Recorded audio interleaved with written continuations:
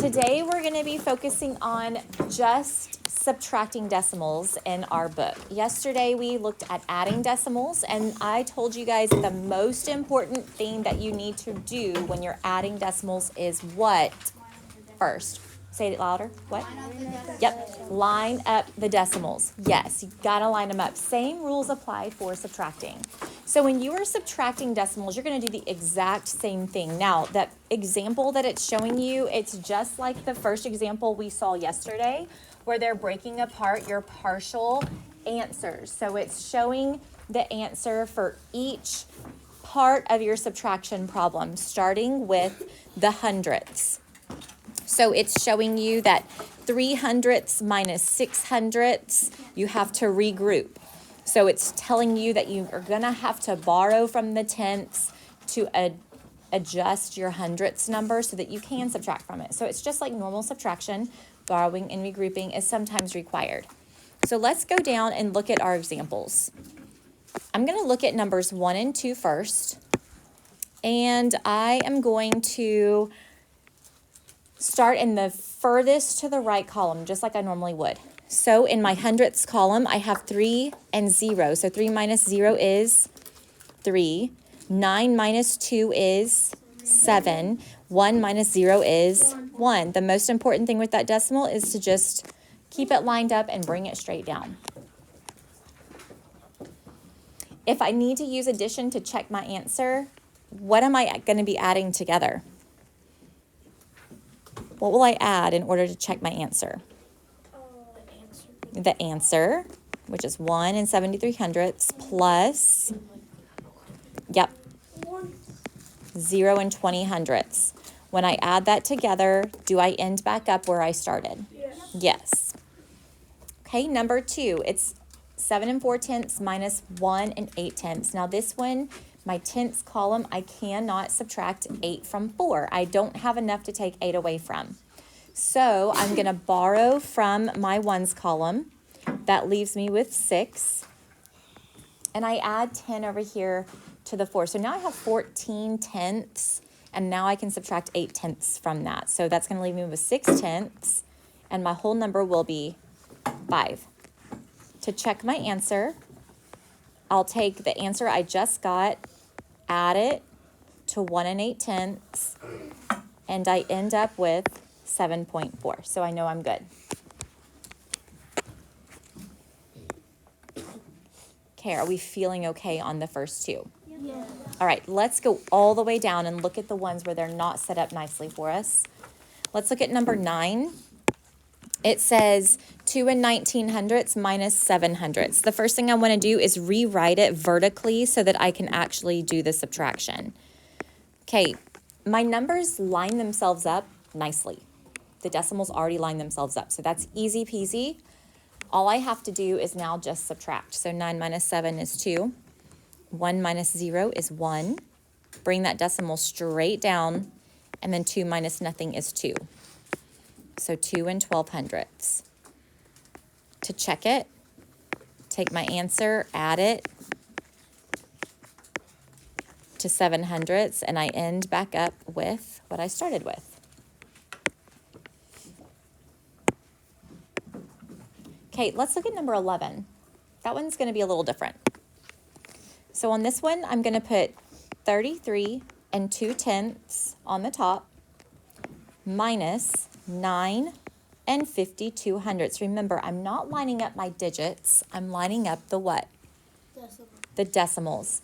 In this one, I have to add a 0. Good. We've got to add that 0 to the hero so that I can see what I'm taking 2 away from. Well, I know I can't take 2 away from nothing. I have to have something there. So I'm going to borrow from this 2. That leaves me with 1. And this 0 will become a 10. So 10 minus 2 is 8. I can't do 1 minus 5, so I'm going to jump over and borrow again. This 1 now becomes 11. 11 minus 5 is 6. Drop that decimal straight down and then keep going. 2 minus 9, I'm going to have to borrow again.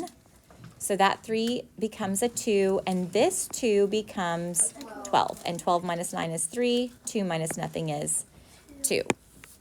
So I'm going to write my answer over here. 23 and 68 hundredths. With problems like this, it's a really good idea to check your answer to make sure that you added that zero in correctly, because if we forget to add the zero and we just line up our digits instead of the decimals, I'm going to end up with something completely different. So I'm going to take my answer, 23 and 68 hundredths. I'm going to add it to 9 and 52 hundredths. And I end up with 33 and 20 hundredths, which is what I started with. Okay, at your tables, I want you to work 3 through 8, and then also do number 10. So y'all can do it together, or you can do them all on your own and then check. Okay, we're going to start at number 3. Again, if you get something different and you need to see it worked out, just raise your hand. I'm happy to work them out, but we're just going to go through the answers together. So starting with number 3, you should have had 16 and 51 hundredths. Oh, wait, that's weird. Oh, I'm on the wrong one. Haha, that's fine. Just kidding. Sorry, you're like, what are you talking about, Miss Watson? That is not right. Let me flip to the right page. That might be helpful. I am in the wrong one. Here we go. That's better. I obviously wasn't even using my book earlier. I was just going off what was on the board. My bad. Okay, here we go. Let's try again. Number 3 is 4 and 61 hundredths. Does that sound better? Okay. 4 and 61 hundredths. Number 4 is 6 and 38 hundredths. Number 5 is 36 and 3 tenths. How are we doing so far? Good. Do I need to work any of those 3? Okay. The next one, number 6, that's going to be 10 and 65 hundredths. Number 7 is 81 and 11 hundredths. Number 8 is 15 and 56 hundredths. And then the last one, it was actually kind of a nice problem because everything lined up perfectly. You had 4 digits and the decimal was in the same place. So your answer is going to be 27 and 9 hundredths. Okay, any that I need to work before we move on?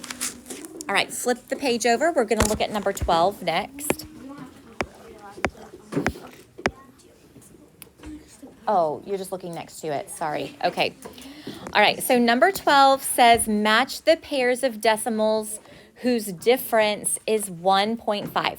So I want to match up my pairs of decimals. Which ones together will give me a difference of 1.5? So looking at this, if I have 4 and 3 tenths, and I want an answer, if I subtract something from this number, I want to get 1.5. Which one do you think I could try? Do you think this would work, 3.1? No, that's going to be too little of an answer. Maybe 2.8, maybe 2.7? 2.8. Okay, so 4 and 3 tenths minus 2 and 8 tenths should give me 1 and 5 tenths. 13 minus 8 is 5. Yes, so these two work together.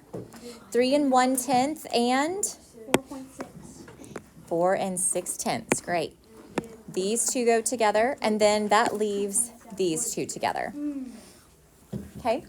With your table, go ahead and match the answers to the bats. Y'all can break them up, and then we can all check together.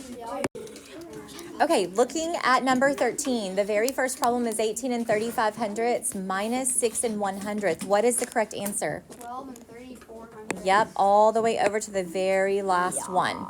The orange one should match up with 12 and 31 hundredths. And then The pink one should match up to 12 and 33 hundredths, and the purple 12 and 32 hundredths. Okay, now on the next one, you're going to see this on your practice page where you are comparing using less than, greater than, or equal to. You're going to have to solve the problems to be able to compare the answers. So 13 and 2 tenths minus 8 tenths. I've got to solve that first. So I'm just going to set this up by lining up my decimals. It does it does require a little borrowing and regrouping. So this will be 12 and 4 tenths.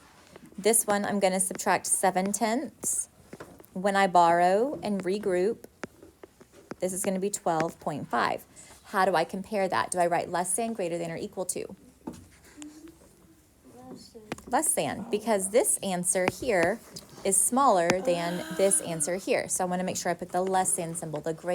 That symbol should be opened up to the bigger number. Yes. Couldn't you, instead of like working it out, couldn't you on 14, like, since 108 is bigger than 1.7 and like the first number are the same? So I'm really glad that you brought this up, because what he's noticing, for example, look at number 15. My first number is the same, right? I have 13.2 for my first number. And I'm subtracting something different from each side. Here I'm subtracting a smaller number from a larger versus a larger number. So if I take away a smaller number, my answer will be bigger. So that means that this answer is greater than the other one because I'm taking away a lesser number, which means I have a greater answer. Okay, with your tables, go ahead and look at 16 and 17, figure out what those might be. Try and do it without solving it, but if you need to solve it to check it, that's fine. All right, on number 16, after you've had some time to talk about it with your table, what did you decide? Is 16 going to be less than, greater than, or Equal to. it's equal to? Good.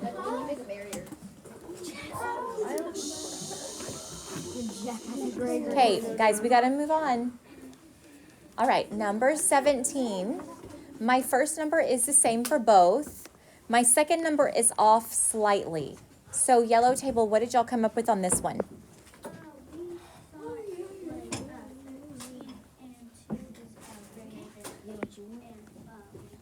Okay, so if I do 13 and 2/10 minus 8 and 1/10, that answer is going to be greater than the other one because this is a smaller number that I'm taking away from. I started with the same thing, taking away a smaller number here, which means my answer is going to be bigger. Okay, let's look at the next example. These have models, both of these do. Okay, I'm looking at a rectangle and it's breaking it apart into two parts. So what it's showing me is that the whole distance from here to here is 38 and 7/10, but only this rectangle is 26 and 4/10. I want to solve for D. Okay, once I figure out what D is, I can then use it to figure out what Y equals. So it's a two-step problem.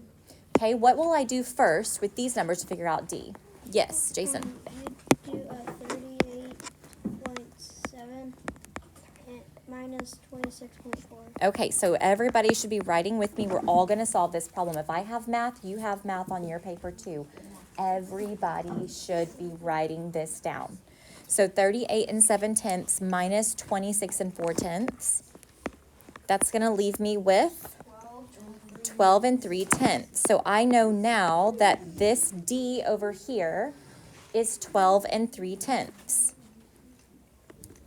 Now how will I solve for Y? Jeb, yeah. Jeb's answering. He had his hand up. Subtract 12 and 3/10 minus 10 and 1/10. Exactly.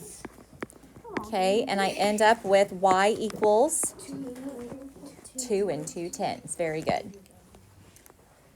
Number 19 is similar to what I had with adding decimals yesterday, where it starts wherever the point is, that's my starting place. So the very first number I'm going to write in my equation is going to be where this dot is right here. And where is this dot located, Levi? Look at these two numbers real quick. This is 1 and this is 1.5. So what would be, this one? 1 and 3/10. Now I am subtracting 1, 2, 3, 4, 5, 6. These are not 6 wholes. What are they? 6/10.